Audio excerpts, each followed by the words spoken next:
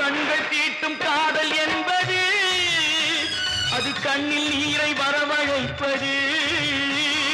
பெண்கள் காட்டும் அன்பு என்பது நம்மை பித்தனாக்கி அலைய வைப்பது. யாருக்காக?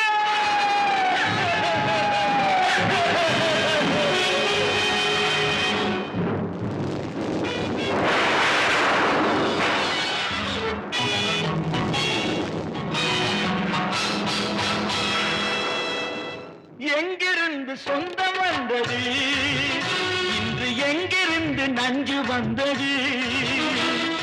எங்கிருந்து சொந்தம் வந்தது, இன்று எங்கிருந்து நஞ்சு வந்தது.